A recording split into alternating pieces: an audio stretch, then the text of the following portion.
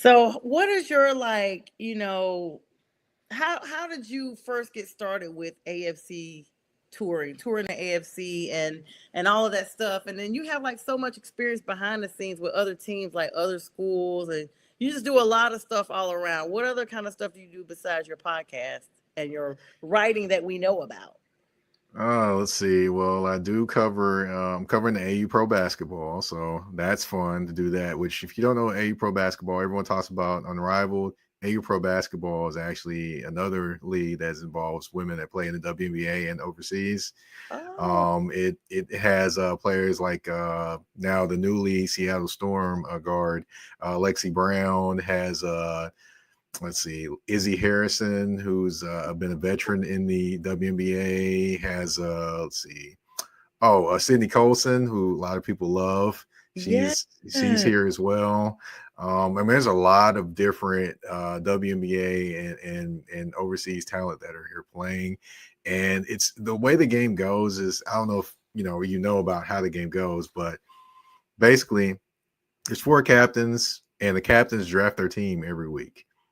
Oh, So wow, I you did draft not your team. know So that. it's a 5-on-5 game, but there's only one winner at the end in terms of one individual winner at the end. And you get points for making baskets, assists, winning quarters. You get like 60 points. So if you win a quarter, you get 60 points, and you're on a leaderboard after every week. And the top four of that leaderboard with points, assists, winning a quarter, winning a game, those people become the captains the next week and they get to pick their team. So it kind of goes like that for 4 weeks. And at the last week, whoever's at the top of the leaderboard overall is the winner and the one winner of the entire thing. Yeah, So that's it's fun. It's fair for all. fun. You said that you've met Lacey Brown, right? Yes, I met Lexi Brown. Actually, I was here when they had their opening press conference. I went to their opening press conference when they announced they were coming to Nashville. Got to meet Megan Perry, who's over like AU Pro Sports. Interviewed her, interviewed Lexi Brown. Of course, she's been dealing with having Crohn's, so I asked her how she was Mhm. doing health wise, and giving people an update on how she was doing. Got to talk to Sydney Colson, Teresa Pleasant. I always mispronounce her name. I'm sorry.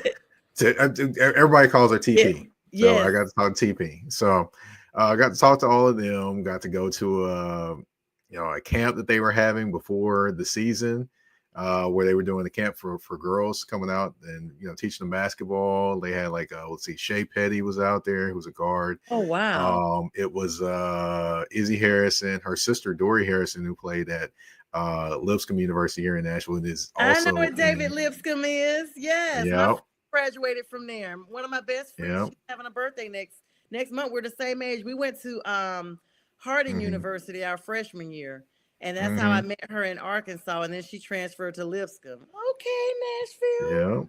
Yeah. So she's in that, and there was a few other players as well. My names are kind of escaping me right now, but yeah, there was a good bit of players that were playing in it, and that were there at that camp. And then all of a sudden, I got to interview Izzy Harrison before the camp, so I got to Oh, talk to that's her cool. and have ask her a few questions. Then I also asked her about WNBA free agency, since she Yeah. is a free agent in I believe she's a free agent in the WNBA. And then Yeah. also got to speak with, then of course, covering the game, seeing the environment. This is their best season, they've had in the 4-year existence with attendance, with, all those different things. This is their best year they've had basically in their 4-year run being in Nashville, actually.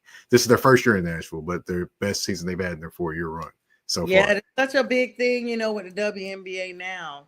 It is super Hmm. exciting. Now, you said you cover some AU stuff as well. Oh yeah, definitely with AU pro basketball. That's what I'm speaking of now, and I did actually I've covered some games. Actually, got some footage from that, and also I did get to interview Lexi Brown after she recently got traded from the Los Angeles Sparks to the Seattle Storm. So I Right. actually got to interview her after one of the games and ask her about that, and she gave me a pretty candid answer.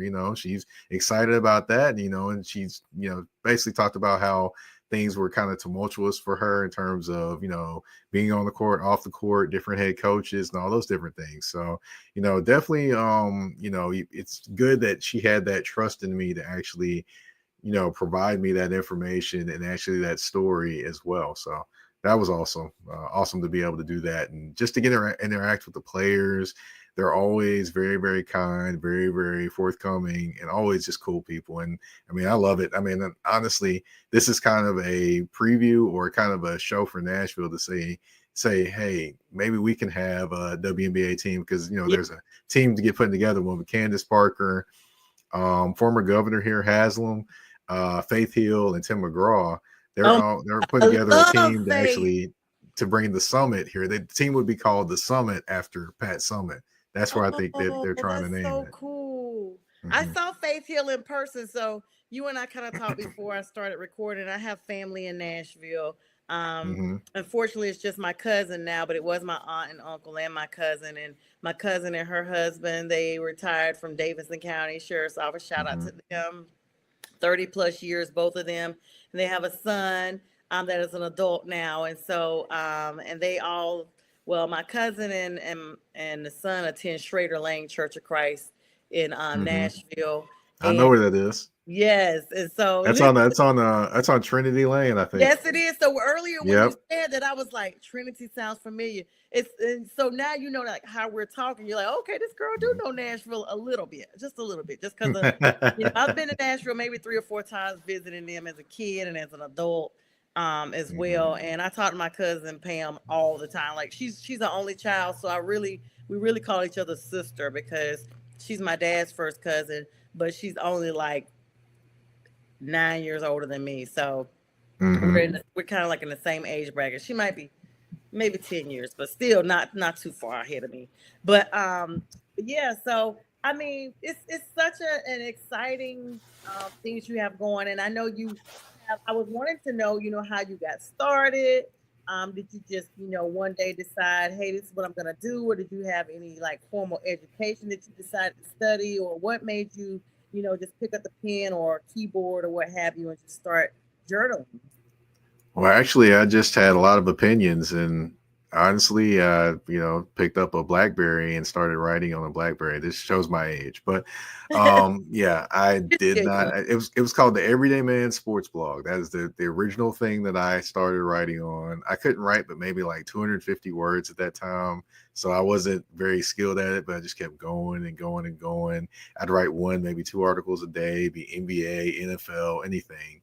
Then I got a computer, then started really cooking at that point and just kept going. And I was able to do articles from 250 to 500 to 1,000 words and more than that. So just kind of, just putting in the reps, putting in the time. And that's how I kind of got started and just looking around and paying attention to different people that were out there. Like, I would say the people that kind of influenced me a lot were Jamel Hills, the Michael Smiths, the Bomani Joneses, I watched a lot of what they did, and I watched a lot of what some of my peers were doing as well that were, more in the business than what I was at the time.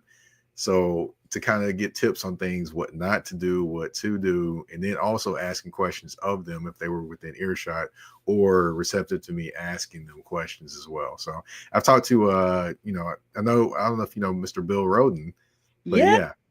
Yeah, I actually, I've of course I've asked him a few questions as well over my time. Yeah, and funny thing was I accidentally was on one of the podcasts of his like way back when, me, him, and Jamal Murphy. Yep, we were actually I was actually on a podcast accidentally because I actually was going to because I was I just was going to say something to them, but ended up being on the actual podcast with them. Yay! So, but that was that's fun times, and I mean, Bill always is going to give you some good information, some things to work on. He's going to give you a swift kick in the behind for stuff you probably haven't done and should be doing. So it's always fun to when I come across Mr. Roden. Much respect for all the great, wonderful things that he has done, not only as a journalist, but as a Black journalist, and just standing on his own too, and like, hey, this is what I'm gonna do. Yeah. Either y'all with it, y'all ain't. It is what it is. Yeah, and that's important. I know, I mean, you're writing, and that's very impressive. I commend anybody that starts just writing because if you write like that and you're building up, you could write for anything and anybody. And, I always say that I'm not the best writer, I'm more of an orator. I speak better than I write. But for you to be able to do both is a duplicitous, blessing for you because everybody doesn't have access to listen. Everybody doesn't have access to actually see you in person, but they can read what you're writing, and your writings is what lasts. And I remember you and I talking a little bit that you actually had an opportunity to interact with Free from 106 in Park, Hmm. and she's a huge Boston fan. Tell me a little bit Hmm. about that. Well, actually, how that happened, that was one of my first biggest breaks that I had when I started writing. Now this is back in like was it 2009, 2010. But I would write stuff, and I looked up one time and saw somebody that's back when I guess I first joined Twitter and was just sharing my articles everywhere. But I looked up and I saw where free retweeted something I wrote, and I was like, did this just really happen? Is this really free? So I looked again. I was like, this really is her. So, I kept doing stuff, and and I would send it to her to make sure she saw it. And she was like, and sometimes she would say, I really don't like it, but yeah, I'll put it anyway. You did good work. She would give me one of those, Oh, story cool. that was against one of her teams. But, really the big break happened when, she was going to the Boston Celtics and New York Knicks game, and she was said about taking pictures, and then she's like, "Hey, I take the pictures, you write the story." So I wrote the story, and she had talked about starting her website Freeze World, and she was like, "Yeah, I want to include you in it." And of course, over time, eventually that happened, and I had my own segment there called Inside Sports with the General. Now, the Yes. website isn't currently there anymore. Now it's been some years, but yeah, that was a huge break for me because I got to touch on like every single sports topic. I didn't really talk just only AFC South at that point in time. I could talk on anything. That's the thing. People think, because I cover the AFC South, I can only talk about AFC South football or anything like that. But the biggest thing is that, the people biggest secret is I can talk any sport. It's just There I you go. chose to do this sport. I didn't choose Yeah. to. I didn't. I can talk about any division, any team, give you a breakdown of pretty much any team because I mean I keep up with it enough to know everything that's going on, and then plus the technical and the structural parts of it, I can break those down too. So you Yeah. know, it's just I choose to do the AFC South. But yeah, that gave me a chance to talk about all the different teams and different events and things that were going on around the sports world at that point in time. It's funny because that's how it starts out. I remember when I started out podcasting, it was just for Panthers fans. And then next thing you know, I'm like, well, let me look at other teams. Let me look at the enemies. That's what I would say. Let me watch the enemies. Because if you watch your enemies, then you know what you got to work on. So it started Mhm. out, okay, let me pay attention to the Falcons. Let me pay attention to the Saints. Let me pay attention to the Bucks. Then I was like, well, we play teams outside of that. And so mentally, you're like, wait a minute, well, this season we're playing all AFC South teams. We see them Mhm. every few years.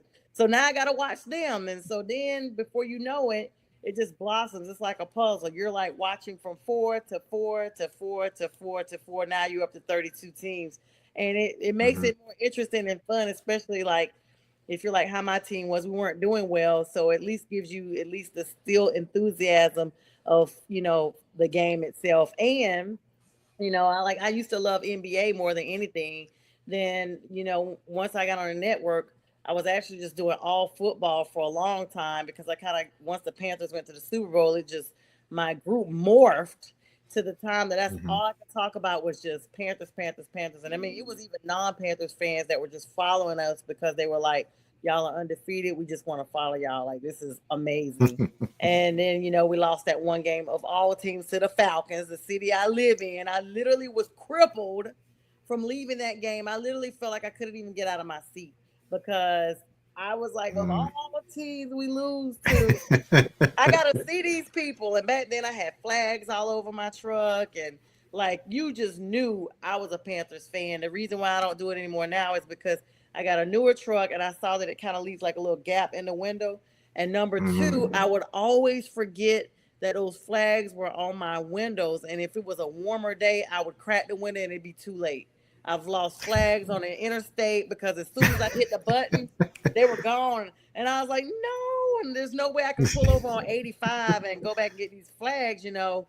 Right. And so I had four of them too. I mean, you saw me going and coming, but to this day, my personalized tag does have an affiliation that anybody behind me knows that I'm a Carolina Panthers fan. So I get all of that, Mike. And this Mm-hmm. has been so cool having a behind the scenes with you. So tell everybody how to find you. I see your handle there, but you can read it out to us. So the behind the Mm-hmm. scenes for the shorts, the videos. All right. Well, you can find me on, of course, the artist formerly known as Twitter at Mike Patton 82. That's MikePaton 82. And of course, you can find me on Instagram and threads at that's THA, not THE _ general _ MP. You're probably like, dang, he just rattles that off. I'm like, yeah, I'm used to saying it at this point. I say it pretty much every episode and go from there. Absolutely, Mike. Thank you so much for sitting down with us with a candid behind the scenes footage of Mike Patton. You guys, he was the guest tonight earlier on Prim and Proper Sports. We just kept the chat going, and I was like, hey, got to make sure the fans see this. So we're going to premiere this as one of my shorts. All right, Mike, I appreciate you.